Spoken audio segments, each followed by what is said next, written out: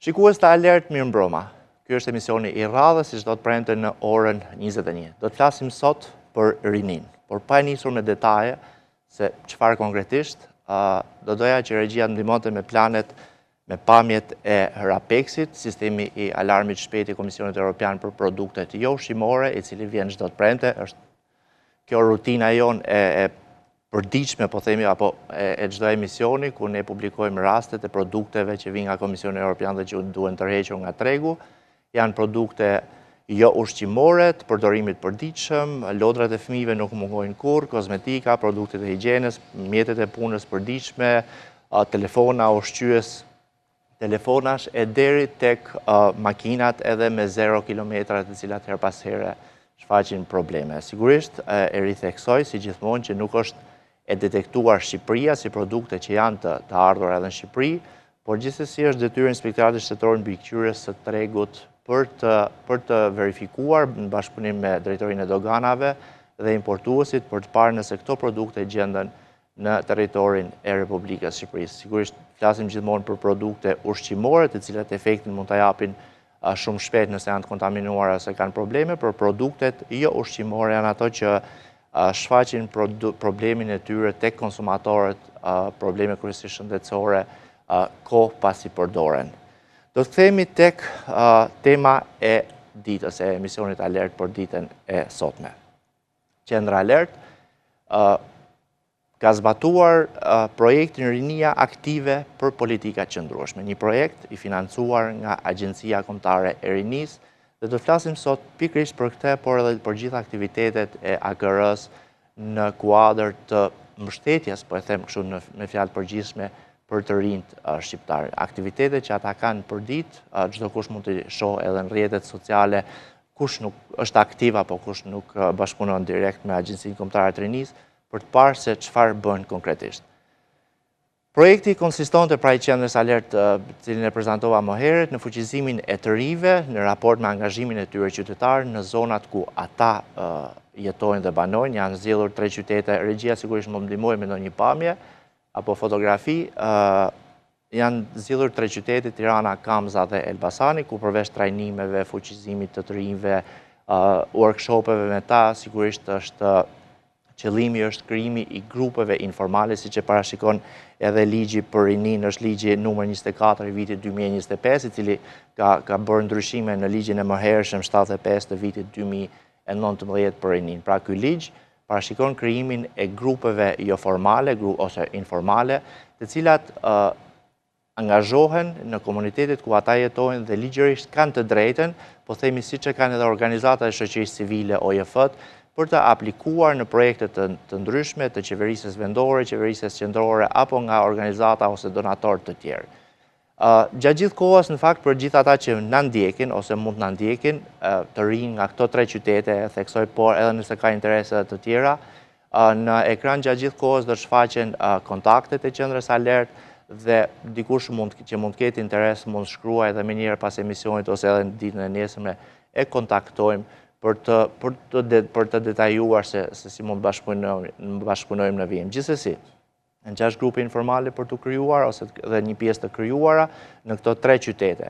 Gjithsesi është interesi për tu angazhuar. Janë mundësi për të rinj, mundësi edhe financiare, madje edhe sot që flasim, Ministria e Turizmit, Kulturës dhe ka thirrje publike të shpallura pra për projekte ku janë të përfshira përveç organizatave të shoqërisë civile edhe mundësia e grupeve jo formale. Pra një mundësi për të rinj për të gjeneruar para, jo për të fituar, po e thash për gjeneruar, sepse projektet gjithmonë zbatohen me anë të mbështetjeve, instrumentave financiar, në këtë rast nga Ministria e Turizmit që përmenda, por në raste të tjera nga Agjencia Kombëtare e Rinisë ose edhe nga donatorë të tjerë dhe mbi gjitha edhe bashkitë ku këto grupe krijohen.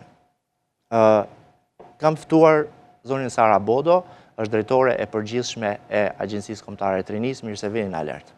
Ju falenderoj shumë për ftesën dhe në fakt dua t'ju përgëzoj dhe për projektin që keni bërë dhe këto janë rastet e suksesit që ne si Agjenci Kombëtare të Rinisë i themi dhe i reklamojmë me shumë dëshirë. Dhe jam shumë e lumtur që sot do flasim dhe për programe të tjera, sepse siç e them shpesh, problemi nuk është mungesë e programe, po problemi është informimi i këtyre të rinjve. Dhe në fakt, platformat të tilla, si televizionet apo dhe portalet, unë di që dhe ju keni dhe një podcast që drejtoni. Po ka qenë kuadër të këtij projekti, në fakt, me të rinj aktiv dhe mjaft njohur në Tiranë. Dhe tema e projektit është shumë impact, ka një impakt shumë të madh për agjensinë, po dhe për gjithë rininë në gjithë Shqipërinë, për faktin se është një nga temat dhe qëllimet kryesore dhe të strategjisë kombëtare të rinisë, po dhe të vizionit tim personal si drejtuese e Agjencisë Kombëtare të Rinisë. Kështu që faleminderit për ftesën dhe faleminderit edhe për këtë akses që po na jepni sot. Faleminderit, është gjithmonë kënaqësi. Gjithashtu është i ftuar zoti Endi Kalemaj, është specialist në sektorin e projekteve të brendshme në Agjencinë Kombëtare të Rinisë. Kënaqësi, faleminderit, kënaqësi dhe shumë faleminderit për ftesën. Dhe është një kënaqësi e dyfish që puna çfarë bën Agjencia Kombëtare e Rinisë sot të tregojë, të transmetohet në televizion. Faleminderit. Kam dëgjuar fjalë mjaft mira për ty, po drejtohem me ti për lehtësi komunikimi, si një djalë që punon në projekte në Agjencinë Kombëtare të Rinisë dhe u jep frym.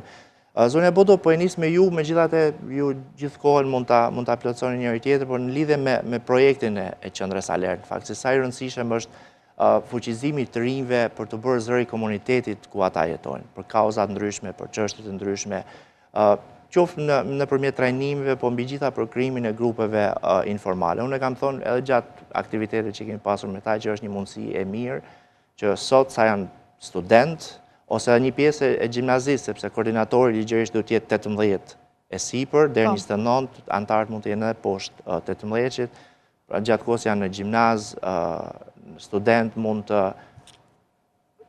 punojnë, mund të aktivizohen, pse jo edhe disa të ardhura, dhe pastaj kur të përfundojnë studimet, mund të shndrohen në një OJF të mirëfillt, sepse grupet informale nuk kanë as detyrime në shtet, detyrime fiskale.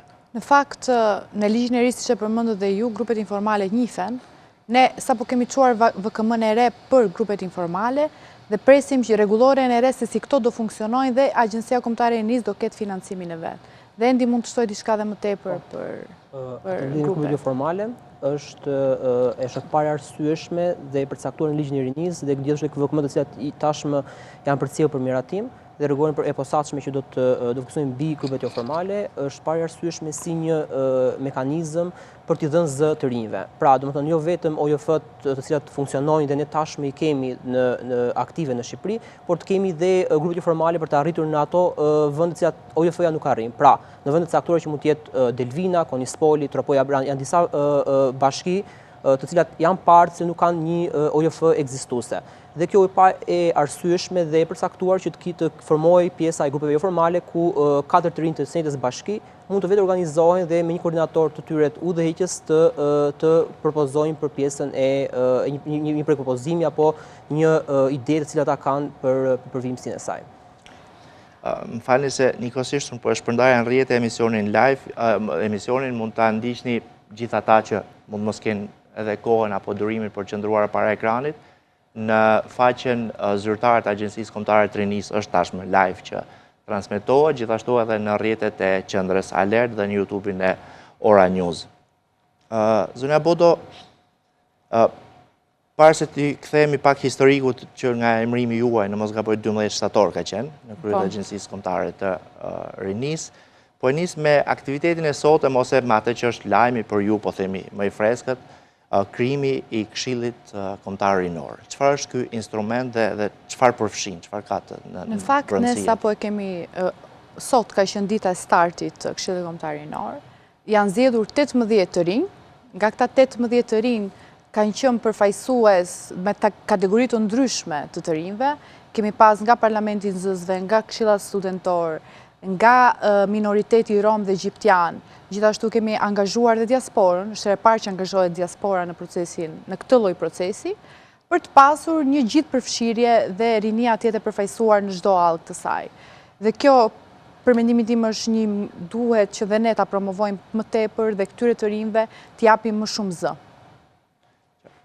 Dhe për të pasur dhe në fokus faktin që Këshilli Kombëtar i Rinisë është një mekanizëm i cili funksionon pranë Ministrit të Përgjithshëm për Rinin, që aktualisht Ministria e Kulturës, Turizmit dhe Sporteve, dhe si mekanizëm ka funksione kryesore parimore pjesën e japjes së mendimeve dhe opinioneve mbi thirrjet publike që kërja shpall, mbi buxhetin e përthirrjet e OJF-ve dhe për njësitë vendore që janë bashkitë. Pra kalon pjesa e buxhetit, kalon pjesa e mendimeve mbi prioritetet, por gjithashtu kalon dhe pjesa e monitorimit të SKR-s, që është strategjia kombëtare e rinisë.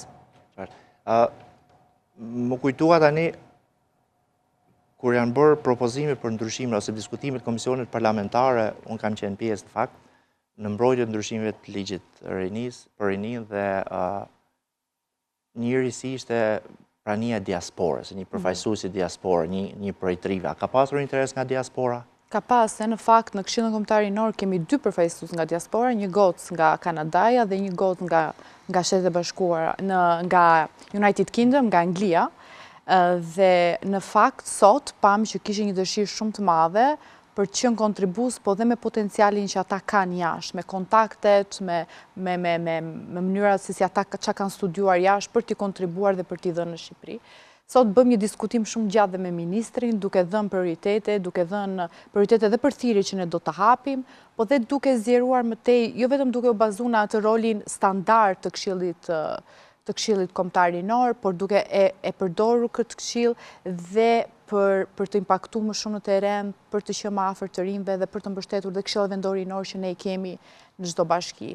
Kështu që unë e them publikisht që Këshilli Kombëtar Rinor do ketë një rol më të zgjeruar përtej VKM-s që e përcakton rolin e vet. E jam shumë e lumtur me përbërjen realisht shumë cilësore të Këshillit, kam qenë impresionuar nga diskutimet e tyre sot dhe nga mënyra si artikulonin dhe sa dëshirë kishin që të bënin një punë të mirë me agjencinë dhe me ministrinë tonë. Për të theksuar dhe faktin që aplikimet të ardhura për Këshillin Kombëtar të Rinisë duke marrë gjitha kategoritë përkatëse, gjitha kategoritë që cilat drejtorisht ai citoi, kemi pasur diku tek numri 190 ca aplikantë që kanë ardhur për të shprehur dëshirën e tyre për të qenë pjesë e Këshillit Kombëtar të Rinisë. Pasi me seleksionin përkatëse që Komisioni i Vlerësimit ka pasur, kemi arritur në përbërjen sot aktuale, të cilët kemi 18 antar të Këshillit Kombëtar të Rinisë, si të drejtorisht ai citoi, do të janë aktiv me mbledhjen sot, me mbledhjen e parë që ishin do të na lënë një përshtypje shumë të mirë për pjesën e aktivizimit të tyre dhe pjesën e backgroundit që ata kishin për pjesën e rinisë. Çfarë roli ka ky mekanizëm? Pra, konkretisht Këshilli Rinor. Konkretisht është rol këshillmor. Pra këshillon ministrin për rinin. Pra rastin konkret ministrin e Kulturës, Turizmit dhe Sportit mbi pjesën e politikave rinore, çfarë duhet ndërmarrim mbi pjesën e thirrjeve, prioritetet që duhet vendosim ne si institucion për thirrjet që do të hapin publike për OJF-t ose për iniciativat vendore. Pra vendos prioritetet përkatëse, vendos buxhetin total që do të hapet për OJF-t ose për bashkitë. Pra, ka disa role mekanizma të rëndësishëm në dorë. Gjithashtu bën monitorimin e SKR-s, pra bën monitorimet përkatëse dhe miraton në mbledhje të caktuara nga vetë Këshilli për pjesën e prioriteteve dhe për pjesën e qëllimeve që ka pasur SKR-ja. Për të theksuar faktin tjetër që ne sot po ashtu zgjodhëm dhe bashkëkryetarin e Këshillit Kombëtar të Rinisë, i cili vjen nga radhët e të rinjve. Pra kemi bashkëkryetari kush është? Kemi kryesi, bashkëkryesi. Pra sot kemi që Këshilli Kombëtar i Rinisë bashkëkryesohet. Pra nga ministri i përgjithshëm për rinin dhe nga një ri i cili vjen nga radhët e të rinjve. Pra ministri në këtë rast Zoti Gonxha. Zoti Gonxha, gjithashtu dhe një ri i cili është zgjedhur për sot, janë 2 bashkëkryetarë që udhëheqin në KKR. Qartë. Zonja Bodo, se po e ripërsëris, në 12 shtator 2025 ju morë drejtimin e Agjencisë Kombëtare të Rinisë. Para se të uleshit, pra të shtroheshit, po themi në punë, pak a shumë të një institucionit, a kishit një ide tuaj se çfarë mund të ndryshonit jo në institucion do është, po në gjithë aktivizmin e të rinjve në Shqipëri? Unë në fakt jam opozitare, kam qenë opozitare në qëndrimet e mia me rinin, kështu që vi me një frym opozitare dhe kam qenë gjithmonë për të bërë gjëra më të mira për rinin. Unë jam duke munduar që ta bëj në përditshmërinë time, do vazhdoj të mundohem bashkë me ekipin për të sjellë gjëra më të mira për të rinjt. Patjetër që kemi nevojë dhe për organizatat, kemi nevojë dhe për të rinjt që të na këshillojnë dhe për Këshillat Vendore në rastin konkret dhe për Këshillat Kombëtar Rinor, për të qenë realisht një organ jo thjesht sa për të thënë, po për të na orientuar vërtet për të bërë politika më të mira dhe angazhime konkrete për programe konkrete.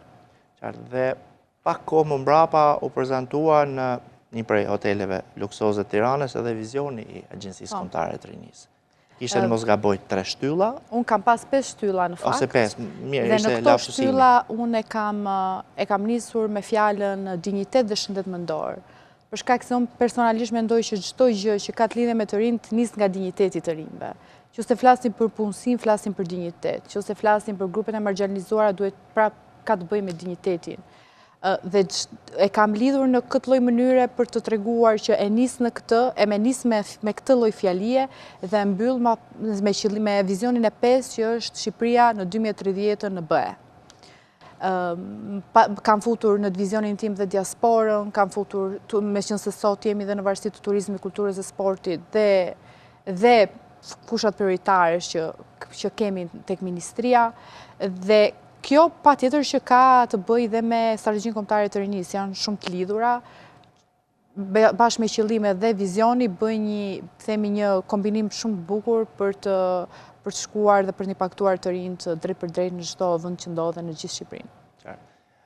Zoti Kalemaj, qoftë projekti Qendrës Alert, ato tjera që janë zbatim ose në përfundim, janë pjesë e thirrjes 5 në mos gaboj, të Agjencisë Kombëtare të rinisë. Si është historiku i këtyre thirrjeve ndër vite?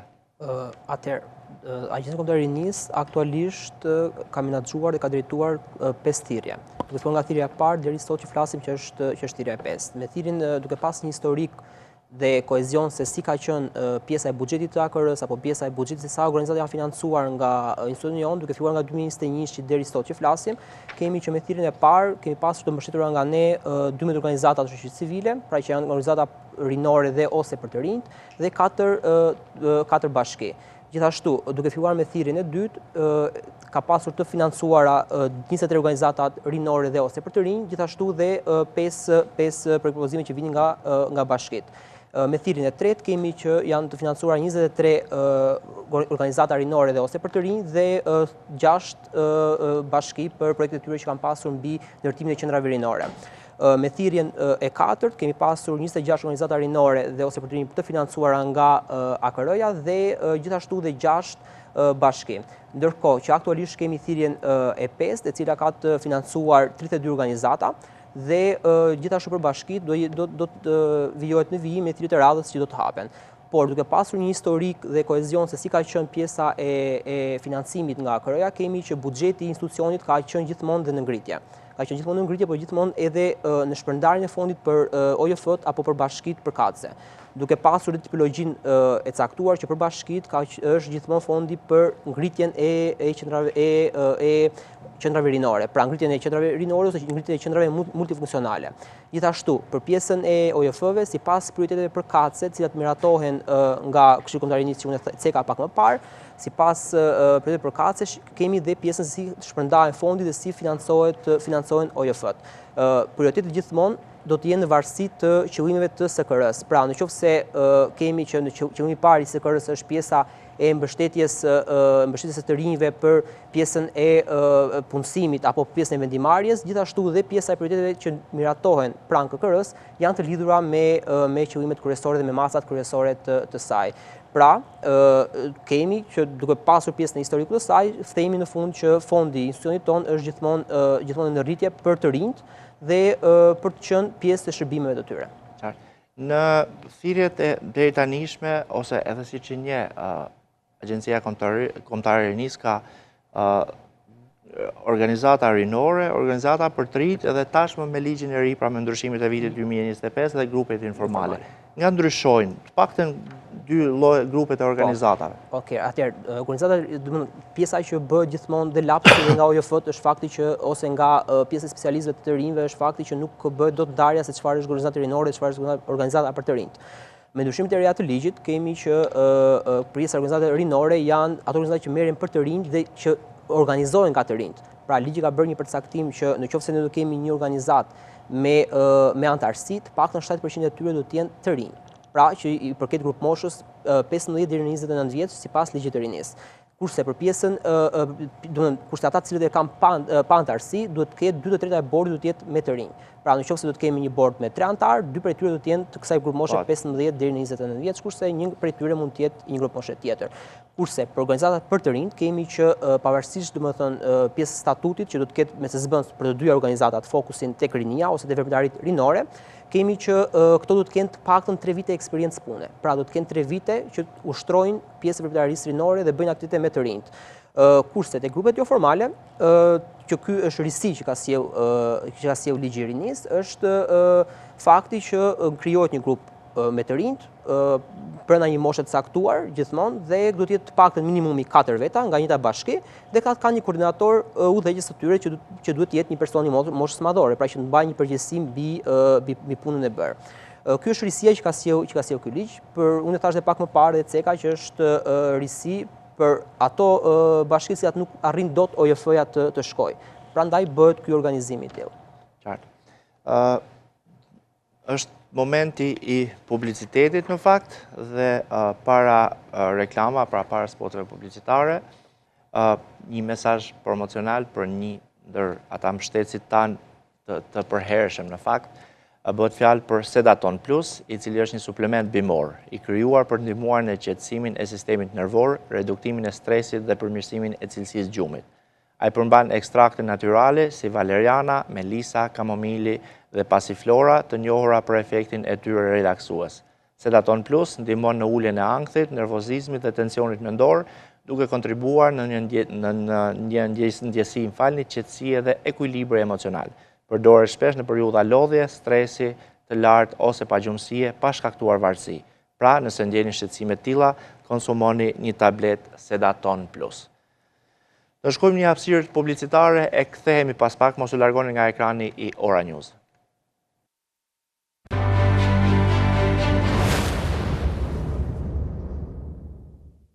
Jemi kthyer në alert në këtë pjesë të dytë dhe po diskutojmë për Agjencinë Kombëtare të Rinisë dhe për fuqizimin e trive e mbështetjen e tyre në të gjithë vendin nga Agjencia Kombëtare e Rinisë, por edhe Ministria e Turizmit, Kulturës dhe Sportit si një institucion i cili ka përgjegjësitë e veta për rinin. Zonja Bodo, në tërësinë e vet, Agjencia Kombëtare e Rinisë ka ardhur në rritje. Dhe kjo sigurisht edhe fal për te angazhimeve të gjithë drejtuesve, stafit e tjera, edhe për shkak të granteve të mbështetjes financiare nga organizma ndërkombëtar. Si shkon sot akëroja me to, me aplikime, me thirrje, me zbatime projektesh, me të fituar projektesh së paris? 2026 unë e kam artikuluar shpesh që do jetë dhe është viti të rinjve. Pse e them të? Për shkak të financimeve që ne presim nga Bashkimi Evropian, që janë shumë ambicioze. Ne kemi 2 financime shumë të mëdhaja që ne presim 2026, një sapo e kemi konkluduar dhe sapo e kemi firmosur, që është EU for Youth, i cili do financoj organizatës shoqërisë civile, veç granteve që përmend Endi që parë që ne i kemi grante të brendshme, themi që i kemi nga buxheti i shtetit, ne do të kemi dhe 2 milionë euro ekstra nga buxheti për organizatat e shoqërisë civile, dhe sidomos për ato organizata që nuk janë dhe aq të themi, kanë ato kapacitetet, për t'i rritur ato kapacitetet dhe për të shkuar dhe në ato zona të thella që ndoshta projektet e mëdhaja nuk shkojnë. Kjo do jetë qëllimi EU for Youth-it, siç quhet programi, dhe një komponent tjetër i këtij programi do jetë dhe fuqizimi i këshillave vendorinor, nëpërmjet një kompanie që agjencia ka zgjedhur. Gjithashtu, një program që unë e kam shumë për zemër, dhe Bashkimi Evropian e ka shumë për zemër, sepse e ka pas një eksperiencë në gjithë Bashkimi Evropian për në vendet e Ballkanit, i cili është garancia rinore. Garancia rinore në fakt ka filluar në fazën e pilotimit në qarkun Vlorë, Shkodër dhe Tiranë, aktualisht nga UNDP-a dhe UNICEF-i, në bashkëpunim me agjencinë dhe më pas ne do kalojmë me fazën e outreach-it, me fazën e identifikimit të këtyre të rinjve, kam përshtypjen se kjo do konkludohet diku nga prilli dhe agjencia do jetë pjesë e këtij projekti që do jetë një projekt realisht shumë i madh i financuar nga Bashkimi Evropian. Qartë. Një ndër risit ndoshta që është sjell nga Agjencia Kombëtare e Rinisë janë edhe praktikat e punës. Praktikat e punës ne i konkludojmë... Pra ndryshime që, sepse praktika pune ka pasur edhe ndër vite, në institucione ndryshme, ministrira e tjera, por risia që për herë të parë ndoshta kanë qenë me pagesë, ka një aktivitet me 4 shkurt. Atëre, praktikat e punës, këtë vit ka qenë 600 praktikant, dhe është ere parë që ne bëjmë një pagesë tyre praktikanteve në këto 3 muaj. dhe do jenë të punësuar për afërsisht 250 të rinj, që do jenë me kontrat 1 vjeçare. Dhe kjo është e reja, që këta do jenë me pagesë, kanë qenë me pagesë to 3 muaj dhe gjithashtu kanë marrë dhe një trajnim nga ASPA, që është futur në ligj këtë vit, dhe këto lloj komponentësh ne kemi parë që kanë pas një dëshirë më të madhe të rinjve që të angazhohen në këto programe. Dhe dëshira ka ardhur çdo vit duke u rritur. Më fal, pagesa ishte 3 muaj. 3 muaj që ata kanë bërë praktikën, ne kemi paguar për... Pra praktika ka qenë 3 muaj, po nëse për praktika 12 mujore do paguen 12 muaj? Ata do paguen 12 muaj me kontrata 1 vjeçare si specialist normal, pra jo si praktikant më, po të pagohen gati 250 të rinj më të mirë, të themi, që janë përzgjedhur nga këto ministri, nëpërmjet një pikëzimi që kanë bërë ministrit sipas performancës që ato kanë dhënë këto kohë, për të pasur si gjithë tjerët edhe ata një eksperiencë administratër shtetërore që do i duhet në fakt edhe më vonë për të futur në tregun e punës. Ende një ndër instrumentat e gjithë, po themi, agjencisë kombëtare të rinjisë, po që janë në bazë, po themi, janë këshillat vendore rinore. Janë në bashki, që janë kontakti, janë pjesa më aktive ndoshta, që janë edhe ura lidhëse mes institucioneve, qoftë vendore, qoftë qendrore dhe të rive në total, madje nga Agjencia Kombëtare e Rinisë është investuar edhe në shumë qendra rinore, ku ata kryejnë aktivitetet edhe falas, madje këto qendra her pas here ose mund shndërrohen edhe në burim të ardhurash për këshillat vendore ose për bashkitë, sepse mund të jepin ambientet me qira për subjekte ndryshme, për OJF, trajnime, aktivitete. Çfarë janë konkretisht? Kur janë krijuar? Cili është aktiviteti i tyre? Ju e thatë shumë bukur, është ura lidhëse. Pra, siç kemi tashmë KKR-n, që është Kryetari i Rinisë, që është pranë ministrit, kemi dhe KVR-t, të cilët janë pranë kryetarit të bashkive. Pra, këto janë kanë një funksion dhe një rol këshillëmor. Pra, këshillojnë kryetarin e bashkisë, këshillojnë institucionin e bashkisë në lidhje me pjesën e politikave rinore, me lidhje me pjesën e buxhetit të bashkisë për pjesën e rinisë, dhe mekanizmi i këtyre është një urë lidhëse. Pra, një urë lidhëse midis KVR-s dhe KKR-s, një urë lidhëse midis KVR-s dhe bashkisë, një urë lidhëse midis KVR-s dhe ministrisë, një urë lidhëse midis KVR-s dhe bashkisë. Pra, KVR-ja është një nga elementet më thelbësore, thoja, sepse është baza, është ajo e cila evidenton problematikat kryesore, është ajo e cila evidenton se për çfarë ka nevojë të rinjt e X bashkia apo X komuniteti. Dhe ardhja e përgjigjeve nga KVR-ja është një pjesë e rëndësishme për AKR-n, për të parë se çfarë duhet kemi ne prioritet dhe çfarë ne duhet të synojmë. Pra, ku ne duhet ta vëmë theksin dhe ku ne duhet të ulim atë çfarë ne kemi hedhur më shumë financimin. Dhe ashtu si dhe ligji e përcakton, KVR-ja duhet ketë një bashkëpundim dhe një shkëmbim informacionesh midis KKR-s. Një nga elementet thelbësor të KVR-s është dhe pjesa e politikave lokale, pra e politikave që ata ndërmarrin në bashkitë përkatëse. Është dhe pjesa e problematikave që ata vërejnë në atë bashki. Duke parë me ligjin e rinisë, kemi pjesën edhe me pjesën e VKM-s që është për pjesën e grupeve jo formale. Kjo jep një mundësi akoma më të mirë KVR-s të secilës prej bashkive, të cilët të vetë organizohen dhe së bashku me një projekt propozim ose me një element specifik të aplikojnë për fondet përkatëse. Ne po të marrim një parantezë me thirrjen e kaluar të bashkive, ne kemi pasur si kriter kryesor që secila prej bashkive të na dorëzonte një element që ishte vërtetimi për anëtarët e KVR-s. Pra, një vërtetim që kjo bashki ka ndërtuar dhe ka ngritur një strukturë me të rinj, pra që kanë të rinj aktiv dhe që është Këshilli Vendor Rinor pranë kryetarët të bashkisë. Dhe kjo si gjë thelbësore është për fakti sepse duke pasur këtë KVR dhe kur aplikon tek AKR-ja, ty të vinë një buxhet specifik për një qendër rinore. Ne kemi financuar së bashku për gjitha 4 thirrjet e pjesës së bashkive, kemi financuar 21 projekte për pjesën e bashkive dhe 19 bashki. Pra, kemi pasur kapacitete për ngritjen e qendrave rinore, ngritjen e qendrave multifunksionale për të rinjt dhe pjesën që së shpejti me thirrjet e radhës që do të hapen, do të kemi mundësinë që çdo bashki e cila ka një projekt propozim dhe ka një strukturë të Këshillit Vendor Rinor, të mund të aplikojë pranë Agjencisë Kombëtare të Rinisë. Por aktivitetet e AKR-s, ato çfarë zhvillon për ditë? A ka një përgjigje në kohë, një reagim nga të rinjt dhe a mirëpriten në tërësinë e tyre?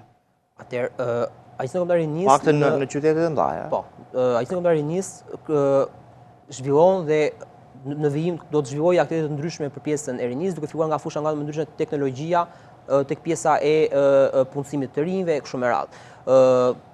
Po, kemi të rinj të cilët janë të interesuar, të cilët janë aktiv, të cilët marrin pjesë në aktivitetet që ne zhvillojmë. Kryesisht e vëmë theksin tek pjesa e Tiranës, Durrësit, Elbasanit, pra në qytete të mëdha. Për të vajtur më tej tek qytete më të vogla, aty vëret që ka një stepje ndaj të rinjve, pra nuk arrihet dot të preket. Prandaj ne kemi krijuar grupet jo formale për t'i dhënë zë të rinjve dhe vetë ata të vetë organizohen për pjesën e aktivitetit, të vetë organizohen se çfarë problematike kanë në bashkinë e tyre përkatëse.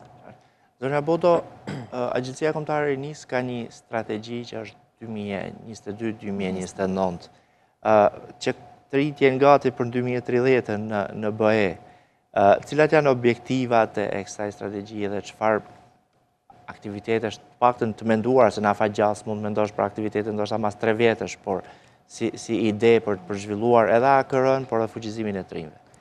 Ne në radhë parë si mision kemi thirrje që ne nxjerrim çdo vit. Ne tani këtë vit do nxjerrim thirrjen e 6 të projekteve të brendshme.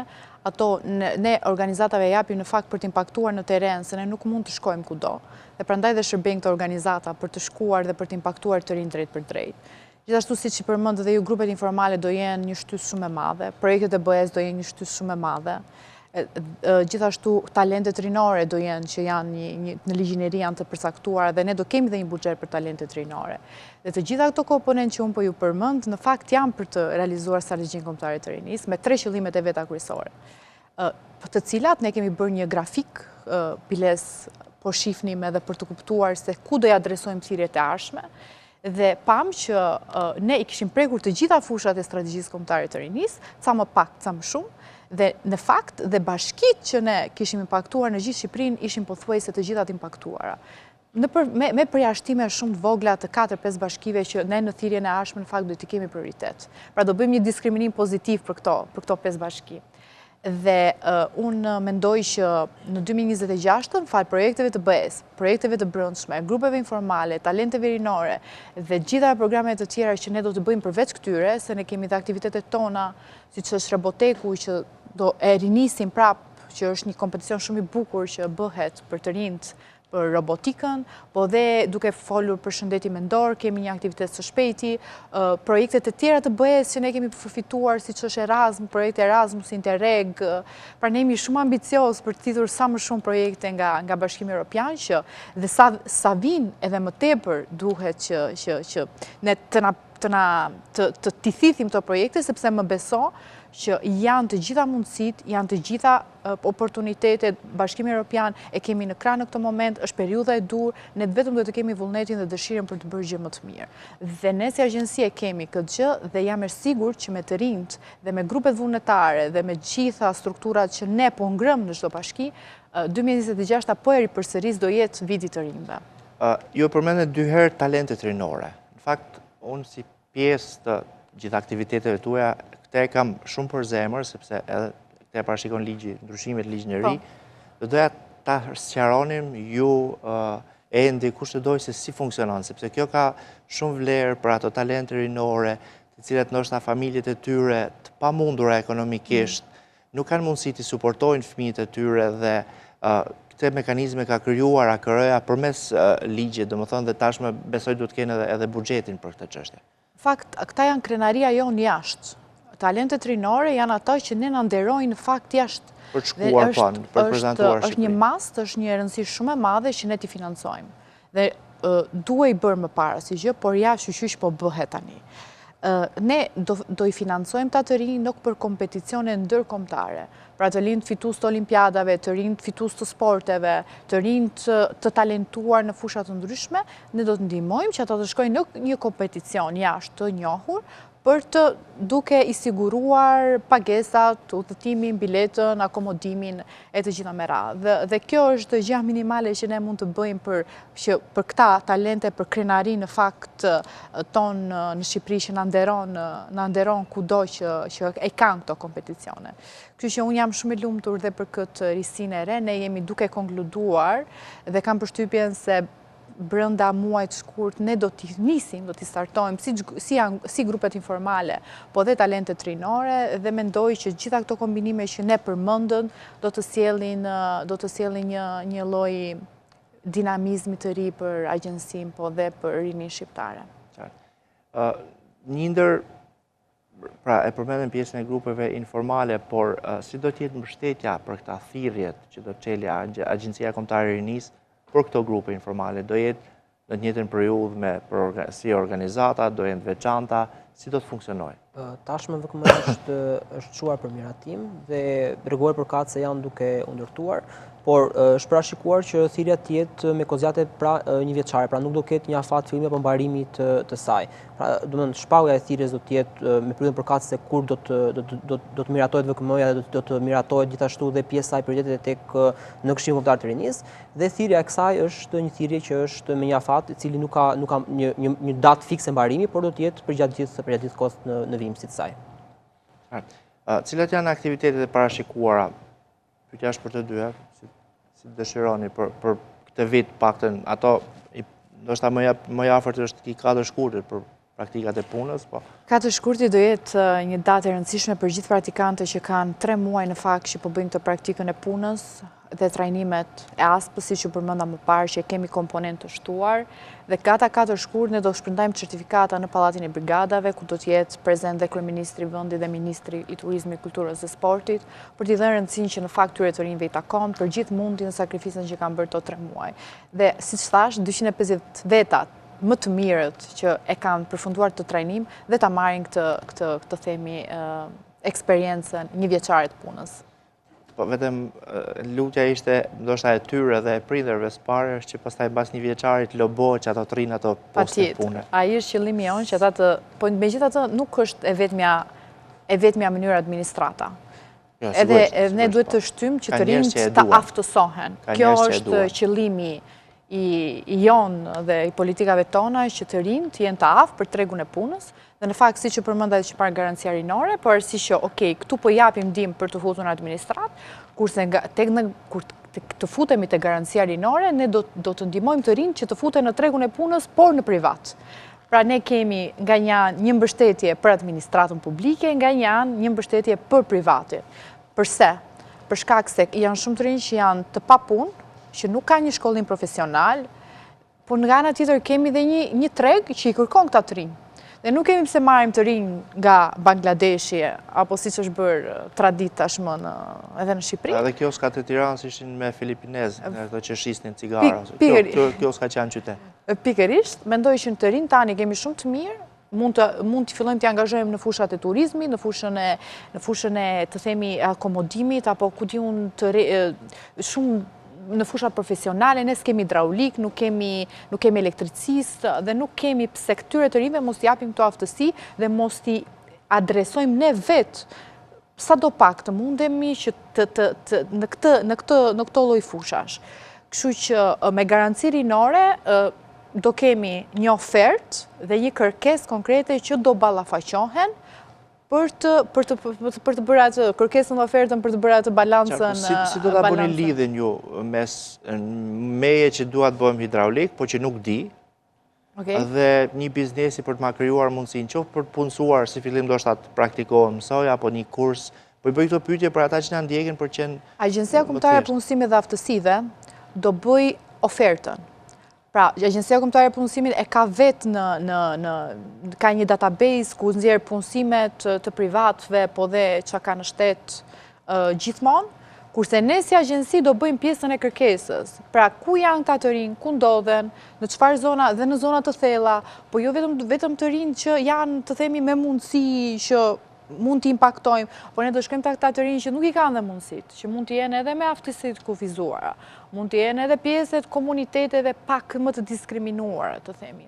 Dhe neve do mundohemi që atyre, brenda 3 muajve nga regjistrimi në platformën në Yellbinja, e garancisë rinore, ne t'i japim një ofertë konkrete për një shkollim profesional, për një punësim në qoftë ata e ka një shkollim profesional, pra për një start-up, Pra, ne do shkojmë duke parë se çfarë të themi CV dhe çfarë orientimi kanë të rinj për t'i adresuar aty ku duhet. Ne do bëjmë rolin e këshillimit, rolin e gjetjes së të rinjve, po dhe do bëjmë edhe një rol tjetër që do organizojmë, sepse këtë nuk e bëjmë dot vetë. Ne do financojmë dhe organizatat të shoqërisë civile për të gjetur këta të rinj dhe për të gjetur mënyra si t'i përfshijmë këta të rinj. Pra, se shumë, ju e dini shumë mirë se sa e vështirë është ndonjëherë që t'i thuash një të riu, shiko, për mendimin tim, ti duhet shkosh dhe të bëhesh guzhinjer. Pra, ne do të gjejmë një mënyra, organizatat do të gjejmë mënyra të themi moderne, mënyra argëtuese, mënyra për t'i qasur të rinjve në mënyrë pozitive dhe mënyrë impactful, të themi. Kështu që ky do jetë misioni i agjencisë, ky do jetë misioni i organizatave jo fitimprurse që ne do financojmë dhe kam përshtypjen se garancia rinore do krijojë vërtet ato që themi ne që impakt konkret dhe real. Pra jo vetëm me fjalë, jo vetëm gjithmonë me këto demagogjit, por duke impaktuar të rinj drejt për drejt me rezultate konkrete, me shifra, me statistika, ashtu siç ka ndodhur në fakt në qarkun Vlorë, Shkodër dhe Tiranë, që në fakt e kemi shembull suksesi që shumë të rinj janë punësuar nga programi garancisë rinore. Në fakt, unë e kam thonë shumë shpesh, nuk është fort normale ta them prap që jemi bërë shtëpi dhe jurist. Ndërkohë të jesh hidraulik sot, ke shumë kërkesa sa që është bërë keq. Ke kërkesë për operator, qoftë edhe për dasmat e verës që nuk gjenë. Për te shakas time, por ka aq profesionet cilat nuk jo detyrimisht duan një universitet dhe që absolutisht kanë aq kërkesë në treg sot sa që vërtet do vlente për çdo kënd. Dhe kur është mundësia edhe kur ka një garanci rinore, siç e quani ju, një mundësi për t'ia financuar dikush dhe për t'u gjetur për të bërë edhe lidhse për treg pune, pastaj është më mira e mundshme. Ne do bëjmë maksimumin që mund të bëjmë nëpërmjet shtysës që ne do japim si agjenci, po dhe nëpërmjet organizatave, për t'i bërë të kuptojnë dhe të rinjt. Unë mendoj që është shumë e rëndësishme orientimi. Kur dalin nga shkolla, shumë të rinj nuk din çfarë do bëjnë. Pra, mbarojnë gjimnazin dhe thonë, "Ok, çfarë do bëj unë sot?" Dhe patjetër të familjet e veta me një dëshirë shumë të madhe për t'i shkolluar, gjithë i shkojnë gjithë në universitet. Ndërkohë jo, pse mos integrojmë ta të rinj në shkollat profesionale? Pse mos i orientojmë siç e bën BE-ja në fakt, që i orienton me një këshill, një organ këshillimor brenda gjimnazit, për të thënë që jo, ti nuk je për të shku për të bërë matematik, po ti mund të shohim se mund të bëhesh për shembull një estetiste shumë e mirë. Dhe kjo është ajo që ne duhet ju ushqejmë të rinjve shqiptar, nuk keni pse bëni universitet gjithë. Hajde shohim dhe shkollën profesionale, hajde dhe kryojmë mundësi të reja. Që s'mund bëni nuk jo themi dot, por nuk mund bëhet mjek ai që është në gjimnaz me pesa. Patjetër. Mendoj që secili ka një talent dhe mendoj që ne duhet të ushqejmë talentin e çdo të riut. Unë mund të isha bërë elektricist shumë i mirë, për shembull. Unë mund të bëhesh edhe parukiere. Po. Atëherë, për të juar edhe çfarë Dresha tha, është fakti atë që aktorët zhvillojnë gjatë vitit, domethënë kanë një dinamikë të ndryshme, pra ndryshojnë nga viti në vit.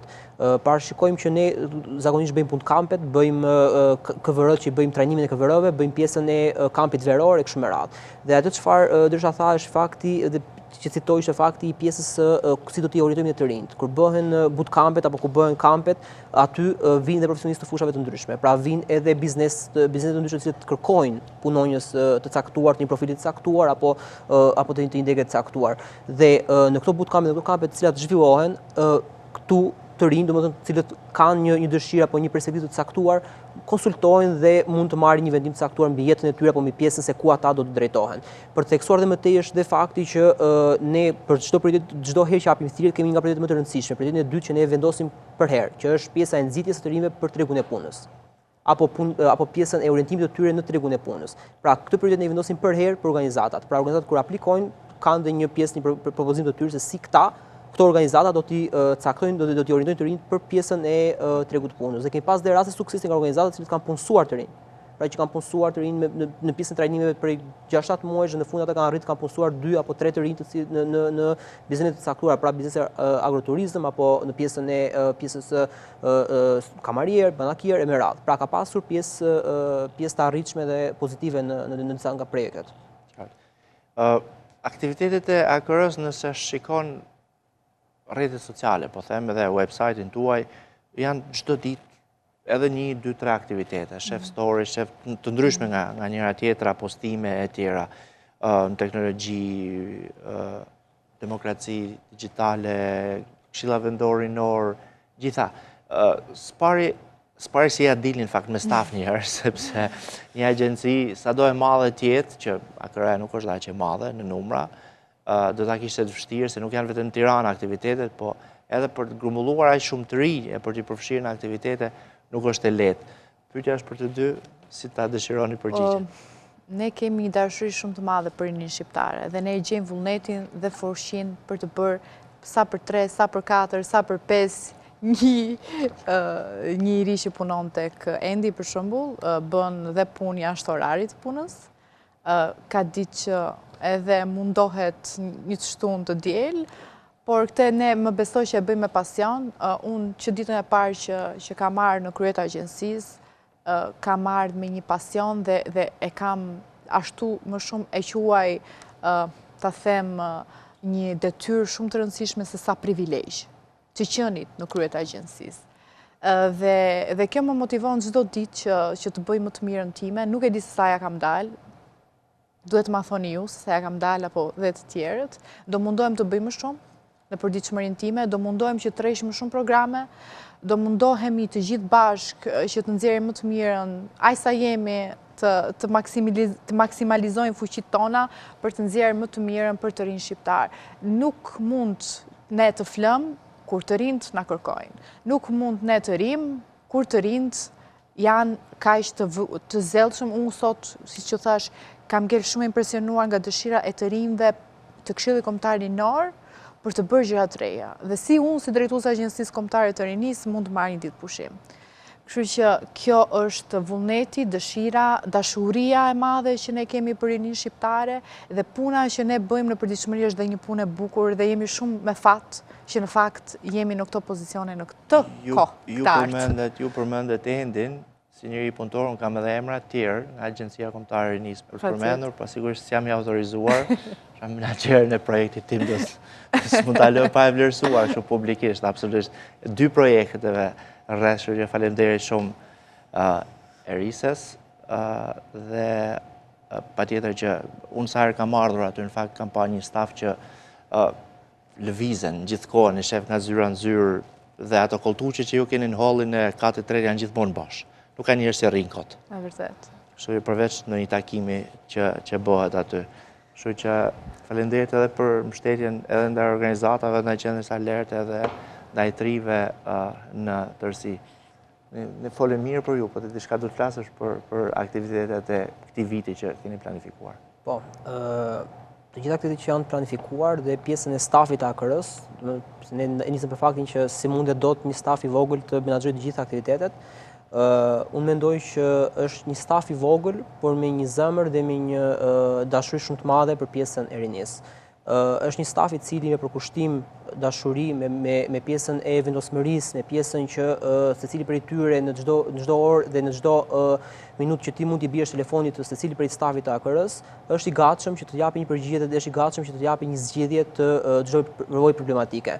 Na ka ndodhur gjatë gjithë për pjesën e rrugtimit që unë 3-4 vitëm që unë bëj në historinë e AKR-s, na ka ndodhur që të rinj të cilët na kanë marrë telefon në orët e vona të darkës apo në orët e errta të mëngjesit, pra na ka ndodhur që na kanë rënë telefonin në çdo orë të mundshme. Pra jo vetëm mua, por gjithë stafit të institucionit. Dhe kemi bërë të pamundur të jemi krah dhe pranë të rinjve.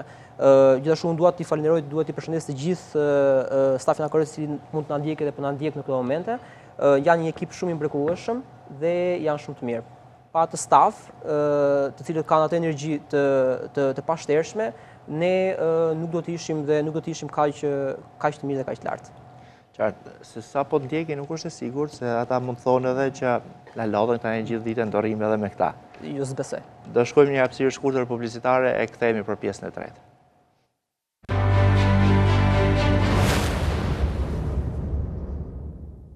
Jemi sërish në alert në këtë pjesë të tretë dhe po flasim për Agjencinë Kombëtare të Rinisë dhe politikat për të rinj aktiv në Shqipëri.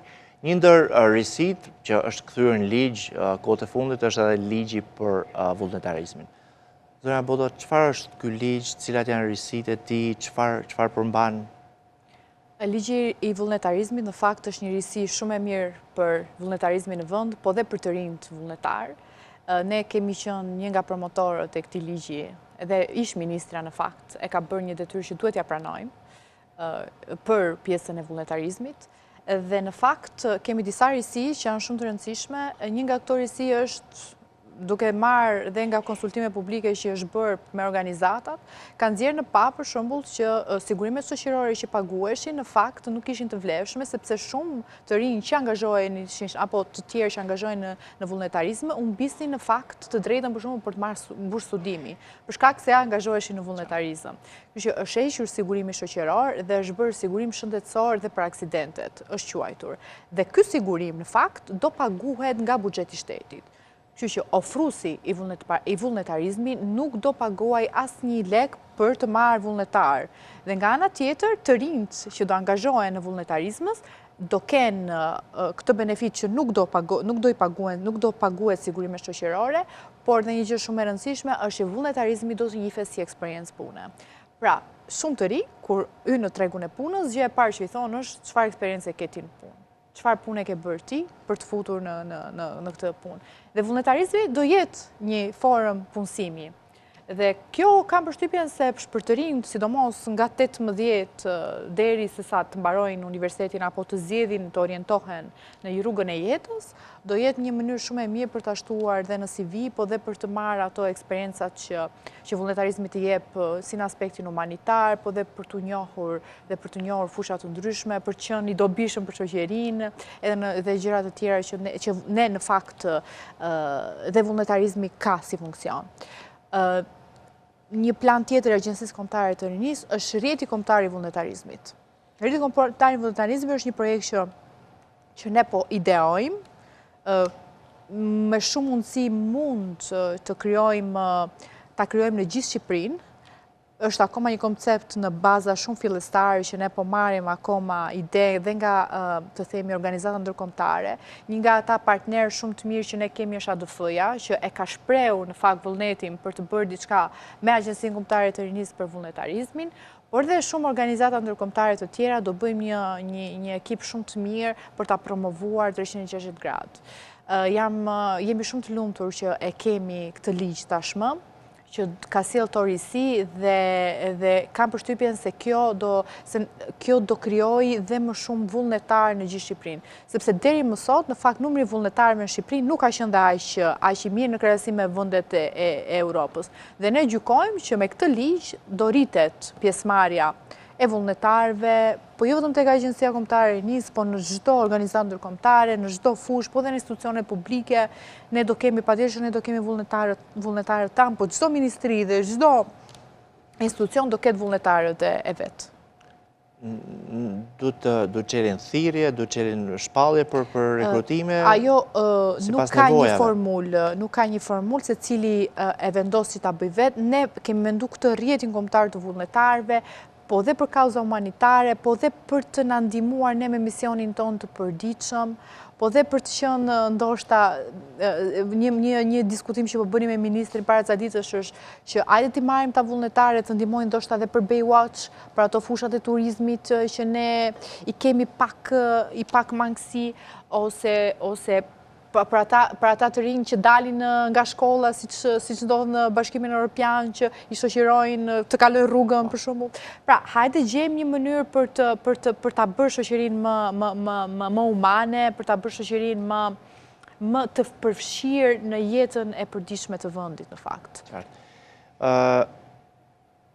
Zotë Kalema, gjitha këto duan para, në kuptimin organizatat shoqërisë civile, grupet jo formale, e tjera, por e përmenda thirrja 5 është tani, thirrja 6 pritet çelet gjatë këtij viti.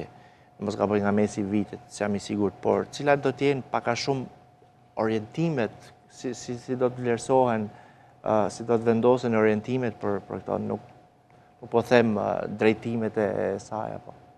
Orientimet për pjesën e thirrjes së gjashtë do të shikohen dhe do të statistikohen nga ekipi i AKR-s, duke parë të mundur se cilat janë ato fusha të paprekura tashmë ose që janë prekur më pak nga thirrjet e kaluara, apo që kanë pasur një impaktim më pak të rinjve.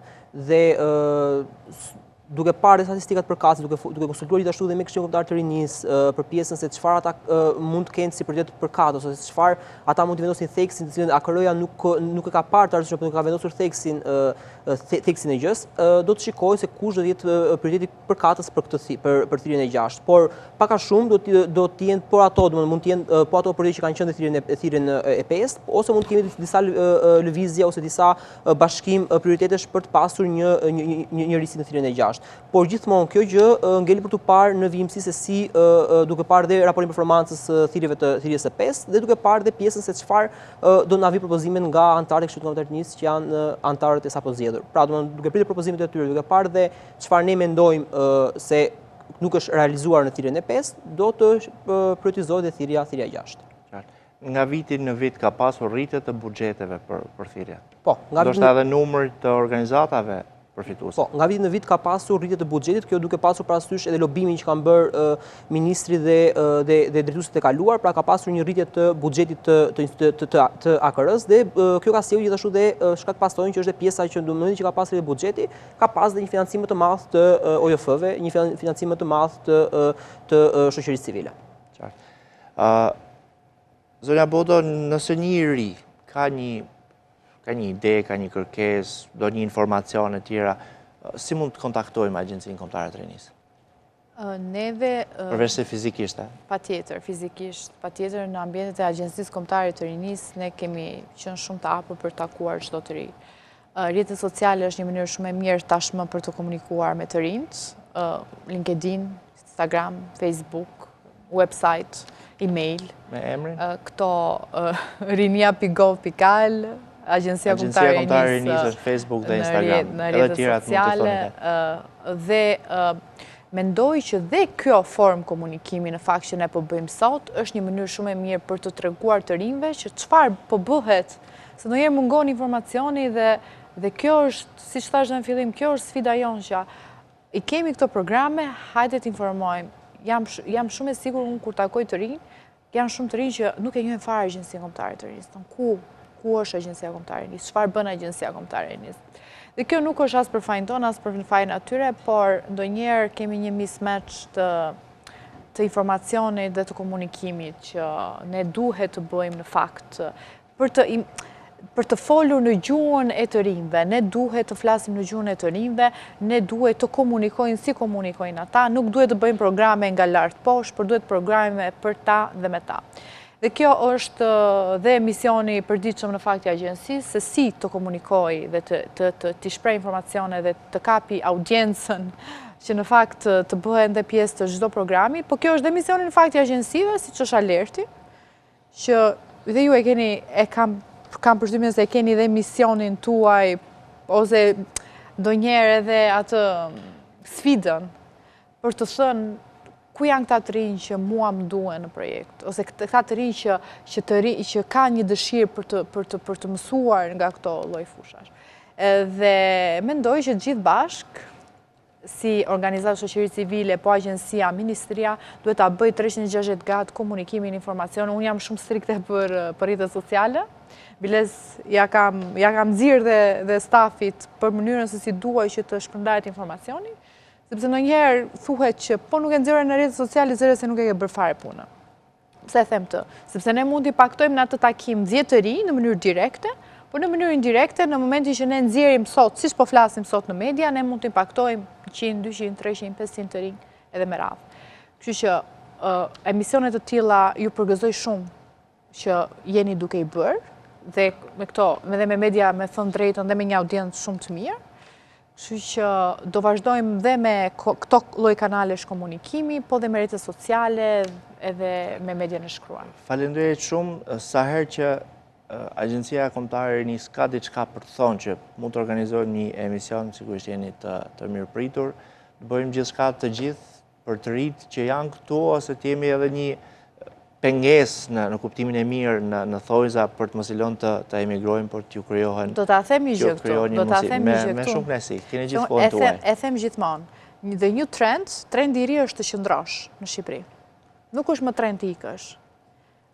Në qovë se ne, para disa vitesh, qot që na dukej, thoshim, u ka ik në Angli, u ka ik në Itali, u ka ik në Spanjë, apo ka ik në Francë, më beso që trendi i ri është, u ka ndej në Shqipëri, ka bërë sukses, unë jam vetëm 30 vjeç sot, fatkeqësisht 30 po e them, se sa për kam mbush para një jave, dhe kam dal nga fasha të rinjve. Edhe 100, po pse fatkeqësisht? Dhe kam dal nga fasha të rinjve, por dhe unë vetë jam një shembull e një të riu, të themi, po e quaj vetëm akoma të re, që në fakt ka ikur jashtë, është shkolluar jashtë në Perëndim dhe është rikthyer në Shqipëri për të dhënë kontributi dhe në fakt Shqipëria e shef që në fakt ta jep mundësinë.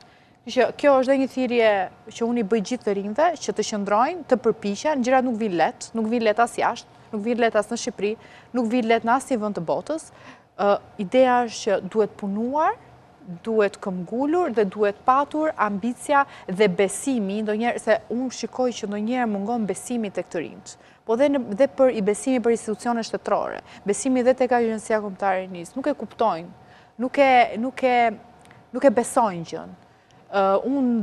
Ne, më saktë, mundohemi që t'jemi sa më thjesht, mundohemi t'jemi sa më të barabartë me ata, pa i parë nga lart poshtë, po duke i parë dhe duke folur në gjuhën e tyre. Që këtu duhet ta kemi quote që the new trend është të qëndrosh në Shqipëri.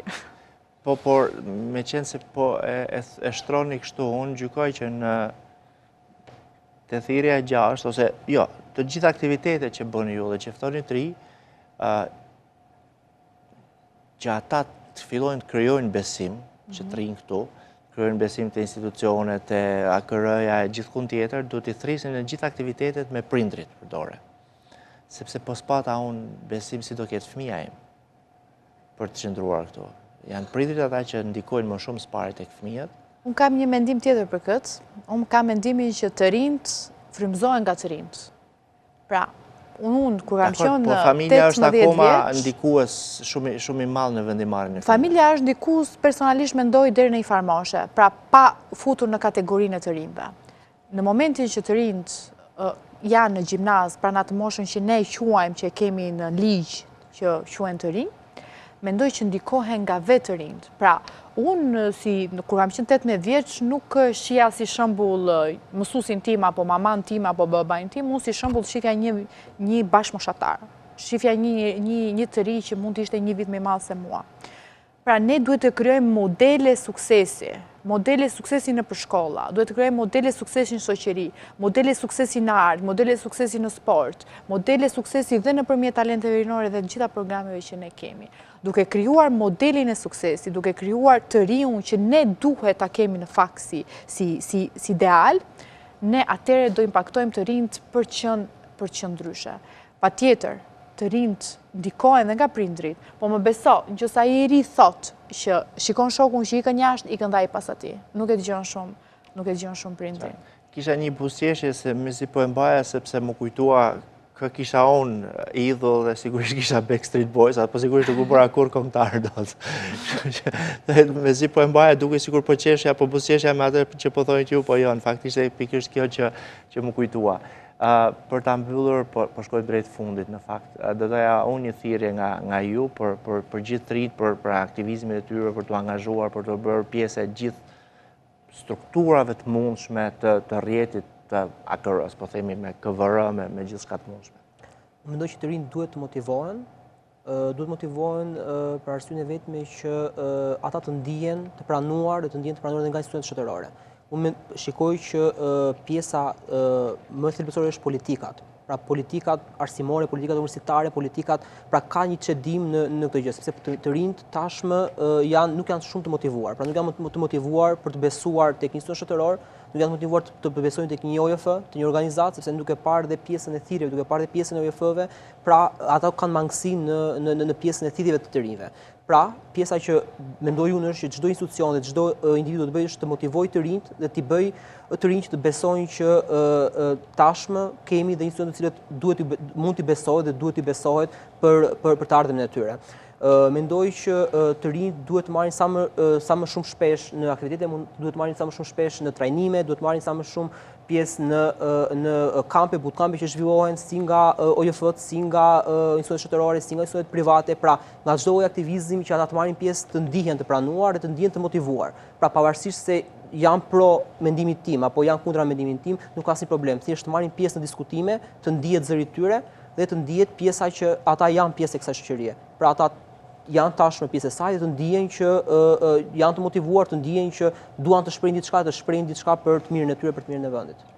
Dhe ajo në fakt që për ta mbyllur është një ndryshim që vrej mes trive në Tiranë dhe në qytetet vogla. Në qytetet vogla ka të rinj shumë aktiv.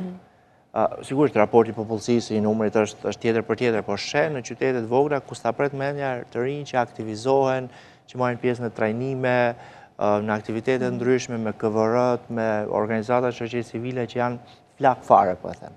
Ju falenderoj që ishin në alert. Faleminderit shumë. Ishte kënaqësi dhe ju uroj suksese në gjithë të ardhmen e Agjencisë Kombëtare të Rinisë dhe punës tuaj. Ky është fundi i alert për ditën e sotme. Do shihemi bashkë të premten e ardhshme në orën 21. Mos harroni, alert ritransmetohet të shtunën në 13:30. Deri atëherë, mirupafshim.